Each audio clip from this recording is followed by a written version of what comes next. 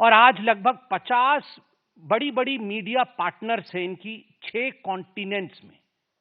अगर मैं कहता हूं कि ये एक ग्लोबल मीडिया एजेंसी है तो ये अतिशयोक्ति नहीं होगी। मतलब अगर ये कुछ छापते हैं तो करोड़ों लोग इसे पढ़ते हैं, कई देशों में हलचल मच जाता है, भूकंप आ जाती है और अफरा तफरी का माहौल रहता है।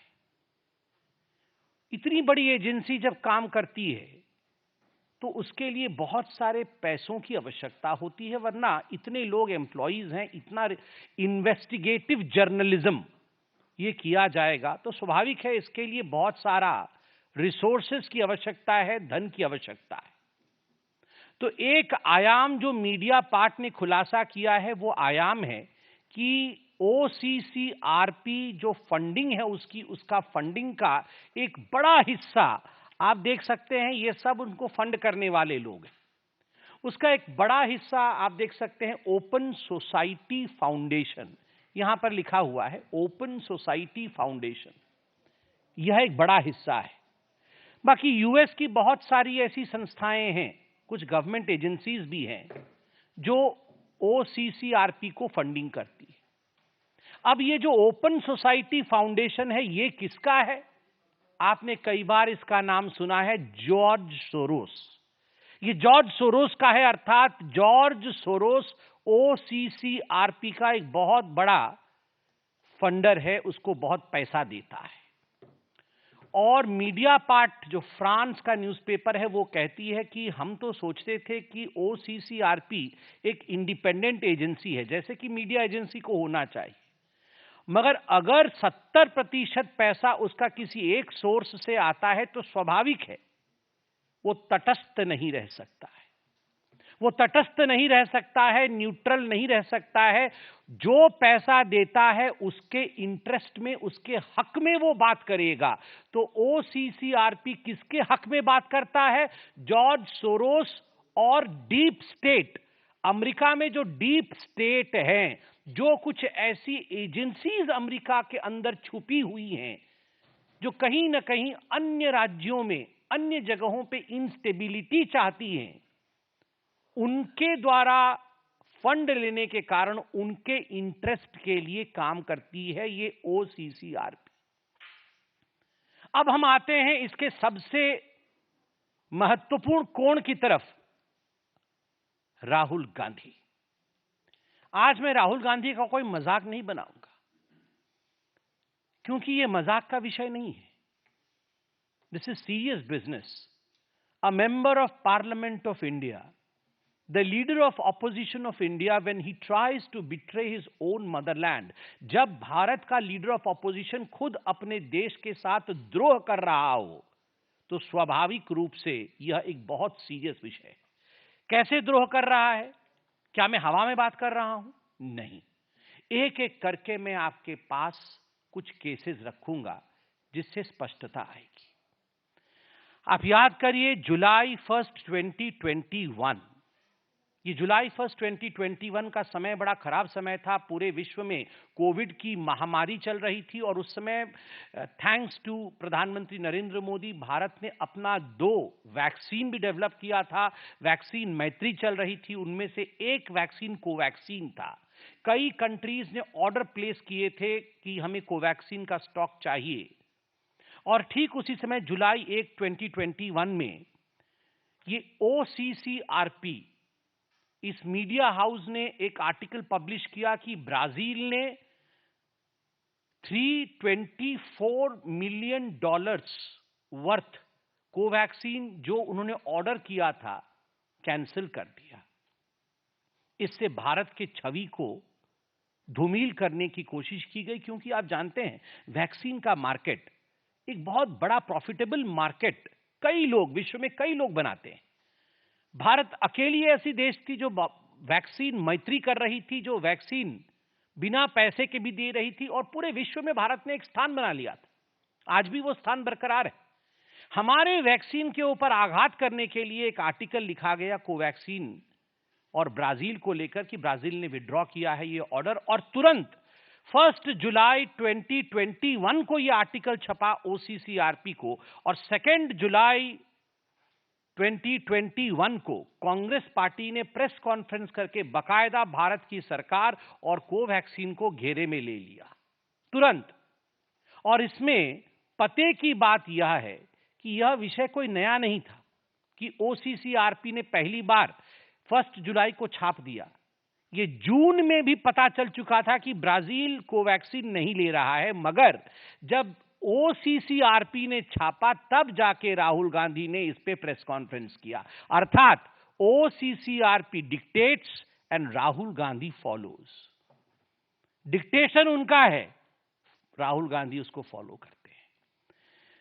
दूसरी बात, आप याद करिए, ये ओसीसीआरपी ने लगातार भारत के जो टॉप इंडस्ट्रियलिस्ट हाउस हैं, उद्योगपति, जो बड़े उद्योगपति हैं, उनके ऊपर, जिसको अंग्रेजी में कहा जाता है हिट जॉब, बार बार उनके ऊपर आघात करना, कुछ ऐसे रिपोर्ट प्रस्तुत करना मानो ये बहुत फर्जीवाड़ा चल रहा है।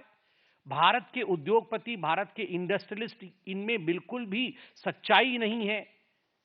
और इसके पीछे का मकसद रहा कि भारत के अर्थव्यवस्था को किस प्रकार से डगमगा देना है, to bring an earthquake in the markets of India, to tank the markets of India, shares of India, Indian market.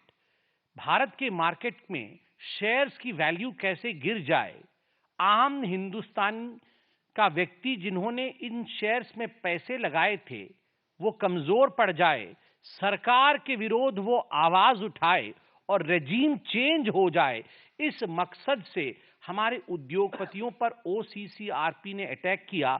और आप क्रोनोलॉजी देखिए, जब जब ऐसी रिपोर्ट आई तब तब राहुल गांधी ने प्रेस कॉन्फ्रेंस करके देश के अंदर एक, हम तो पहले इंडस्ट्रियल रिवॉल्यूशन की बात करते थे, यहां पर डी इंडस्ट्रियलाइजेशन की बात होने लगी कि भारत का कोई भी इंडस्ट्रियलिस्ट ठीक नहीं है, इनको हटाना चाहिए।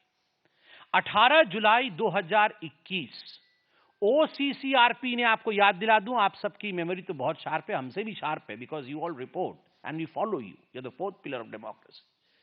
18 जुलाई 2021 को पेगासस रिपोर्ट आया, ओसीसीआरपी ने इसे पहले उजागर किया। और 19 जुलाई 2021 को राहुल गांधी इसी रिपोर्ट के आधार पर पेगासस को लेकर प्रेस कॉन्फ्रेंस करते। वो हाहाकार, वो सदन का नहीं चलना, wash out of the parliament, और ये सारा कुछ पार्लियामेंट में सदन चलने से पहले ये सारे रिपोर्ट्स आते थे and they used to be a complete wash out of the parliament. Parliament के सदन बंद हो जाते थे, स्थगन होता था। और आज भी आप देख रहे हैं किस प्रकार की परिस्थिति पार्लियामेंट में। और इस पेगासस की रिपोर्ट को लेकर एक हवा खड़ा किया गया और फाइनली 26 अगस्त 2022 को सर्वोच्च न्यायालय, सुप्रीम कोर्ट ऑफ इंडिया ने इसे खारिज किया कि ऐसा कोई पेगासस वाला विषय नहीं है। तो आप सोचिए, जुलाई 2022 ओसीसीआरपी ने क्लेम किया, उस समय जुलाई 2022 में आपको याद होगा, नेशनल हेराल्ड की केस में मां बेटे दोनों जो बेल पे बाहर थे, दोनों की पूछताछ ईडी कर रही थी। कुछ घंटों के लिए उनको बुलाया गया था, ईडी की पूछताछ की गई थी, वो सब आर्टिकल भी मैं लेके आया हूं। तो उस समय, जिस समय ये पूछताछ चल रही थी, तो ओसीसीआरपी ने यह आर्टिकल छापा और आर्टिकल में लिखा कि ये राहुल गांधी जी के खिलाफ जो नेशनल हेराल्ड केस में प्रोसीडिंग्स, लीगल प्रोसीडिंग्स चल रही हैं, ये सब पॉलिटिकली मोटिवेटेड है, इनके पीछे कोई सच्चाई नहीं। तुम सुप्रीम कोर्ट हो? Are you the supreme court of India? आप क्या जानते हैं नेशनल हेराल्ड केस के बारे में? मां बेटे ने 5,000 करोड़ रुपए कैसे गबन किया, इन्होंने इन्वेस्टिगेटिव जर्नलिज्म कर लिया अमेरिका में बैठे बैठे और कह दिया कि ये लीगल प्रोसीडिंग जो है ये बिल्कुल पॉलिटिकली मोटिवेटेड है और इससे पूरे देश में, भारतवर्ष में अफरा तफरी का माहौल है। लोग सड़क पर उतर गए हैं गांधी परिवार के पक्ष में। कोई सड़क पर नहीं उतरा था, कोई सड़क पर नहीं उतरा था और बोल रहे थे देश में अफरा तफरी का माहौल है। झूठा रिपोर्ट ये आपके सामने, और इसके आधार पर कांग्रेस आगे बढ़ रही थी। मैं पूछना चाहता हूं कि ये ओसीसीआरपी राहुल गांधी के बचाव में आर्टिकल क्यों छाप रही थी? क्योंकि अगर ओसीसीआरपी को हानि होती है तो राहुल क्राइज, अगर राहुल रोते हैं तो ओसीसीआरपी को दर्द होता है। ये दो बदन हैं, आत्मा एक है। ये ओसीसीआरपी और राहुल गांधी दो बदन हैं, आत्मा एक है। वैसे तो बदन दो और एक वाला विषय तो जॉर्ज सोरोस के साथ है, ऑर्गेनाइजेशन आत्मा है। जॉर्ज सोरोस और राहुल गांधी ये एक ही हैं। राहुल ही जॉर्ज है, राहुल ही जॉर्ज है, और जॉर्ज का एजेंडा ही राहुल का एजेंडा है। जो सोरोस चाहता है वही राहुल चाहते हैं। सोरोस भारत का अमंगल चाहता है, अहित चाहता है। राहुल गांधी भी भारतवर्ष का अमंगल और अहित चाहते हैं। ये जुलाई 2022 का। अब आते हैं सबसे महत्वपूर्ण विषय। वो विषय है कि आखिरकार हमने ये क्यों कहा कि जो आखिरी कोण है राहुल गांधी और ये जॉर्ज सोरोस एक है। कैसे प्रूव होता है? केवल कहने से तो नहीं होगा। तो हम आज साइंटिफिक एविडेंसेस लेके आए हैं। I have come with evidences. पहला एविडेंस याद है ना, वो राहुल गांधी जिस सोच रहे थे कि वो क्या भारत तोड़ो यात्रा, हाँ जोड़ो, अच्छा ठीक है। वो जो भारत तोड़ो यात्रा उन्होंने किया था, जोड़ो यात्रा, वो सोच रहे थे वो यात्रा करने से वो पूरा सब जीत जाएंगे, लोकसभा जीत जाएंगे, हरियाणा जीत जाएंगे, महाराष्ट्र जीत जाएंगे, सब कुछ जीत जाएंगे। अब लोग भी जानते हैं कि ये तोड़ने के लिए निकले थे, तभी इनका ये हर्ष हुआ है। तो ये जो भारत जोड़ो यात्रा इन्होंने निकाली थी, उसमें सलील शेट्टी एक दिन आए थे इनके साथ घूमने के लिए। सलील शेट्टी। सलील शेट्टी कौन है? ये वाइस प्रेसिडेंट है, सोरोस के फाउंडेशन का वाइस प्रेसिडेंट है। अब मैं आपको जो तस्वीर दिखा रहा हूं सलील शेट्टी का, ये आप सलील शेट्टी देख सकते हैं, ये राहुल गांधी देख सकते हैं, और ये इनका भारत तोड़ो यात्रा चल रहा है, उसमें वो आए हुए हैं, सलील शेट्टी। और सलील शेट्टी वाइस प्रेसिडेंट है अपने ऑर्गेनाइजेशन, उसका ऑर्गेनाइजेशन जो open society foundation George Soros का है। मैं उनके वेबसाइट से भी निकाल के लाया हूं, आप देख सकते हैं। ये है सलील शेट्टी, जो राहुल गांधी के साथ सलील शेट्टी चल रहे थे, वो राहुल गांधी और सलील शेट्टी, और जॉर्ज सोरोस के फाउंडेशन के वाइस प्रेसिडेंट। तो इस प्रकार से ये दो बदन एक आत्मा है। उसके बाद आप याद करिए, राहुल गांधी विदेश जाते हैं तो पता नहीं कब चले जाते हैं, हम लोग को बाद में मालूम पड़ता है, और जाते हैं तो ऐसे ही नहीं आते हैं, कुछ कुछ लोगों से मिलते हैं, बाद में फोटोएं निकलती है। पहले डिनाई, याद है वो रात को चाइना वालों से मिल रहे थे, तो हमने कहा चाइना वालों से मिल रहे टेंट के नीचे डोकलाम में, तो फिर वो नहीं नहीं नहीं नहीं बिल्कुल नहीं मिला, तो फिर संजय जी फोटो लेके आ गए। तो बोले हाँ हाँ हाँ मिला था। तो इसी प्रकार से हम भी फोटो रखते हैं सब चीज की। राहुल गए थे बाहर, तो उन्होंने किससे मुलाकात की थी? उन्होंने मुलाकात की थी ओसीसीआरपी के एक जर्नलिस्ट, क्योंकि ये एक जर्नलिस्टिक बॉडी है, तो उनके जर्नलिस्ट हर देश में है। तो अमेरिका में एक जर्नलिस्ट है, बांग्लादेशी जर्नलिस्ट, जिसका नाम है मुशफिकुल फजल अंसारे। मुशफिकुल फजल अंसारे, जो कि भारतवर्ष का घोर विरोधी है और दशकों से भारत के विरोध में आर्टिकल छापता है। राहुल गांधी और उनकी नजदीकियां देखिए जरा, ये सेल्फी देखिए जरा, ये सेल्फी खुद बयान करता है कैसे चिपके हुए हैं। जहां देश का अहित, वहीं राहुल चिपक जाते हैं। ये जो अंसारी है, ये बांग्लादेश का रिपोर्टर है। आप देख सकते हैं कैसे गौर से वो राहुल जी की बातों को सुन रहा है। कुछ देश के खिलाफ ही राहुल जी बोल रहे होंगे, तभी जाकर ये इतने गौर से सुन रहा है। और उसके बाद सेल्फी देखिए। All the anti Indians, all those who hate India love Rahul. क्यों? जो भारतवर्ष से करे नफरत, वो करे राहुल से प्यार। ऐसा क्यों है? ऐसा क्यों है भैया? थर्ड केस है आनंद मगनाले का। आपको याद होगा दिल्ली में एक राइट्स हुआ था। तो ये आनंद मगनाले कांग्रेस का एक व्यक्ति है, जो कांग्रेस के लिए भी उसने फंड रेजिंग की थी, अपनी एनजीओ भी चलाता है।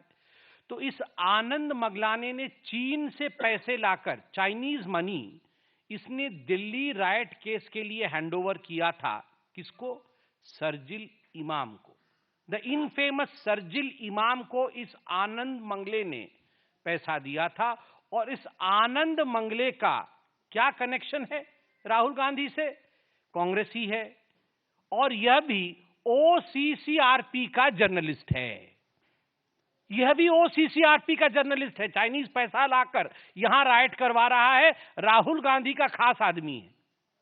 तो all this is not just मियर coincidence. और ये तो फेमस फोटो है इल्हान उमर के साथ, मैं तो बहुत बार बोल चुका हूं, इसलिए दोबारा और बोलने की आवश्यकता नहीं है।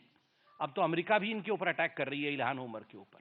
तो इनके साथ राहुल गांधी का जो सांठगांठ है, और आज जो डॉक्यूमेंट्स आपको दिखाए गए हैं, इससे एक बात बड़ा स्पष्ट होता है कि Rahul does not want India to move ahead.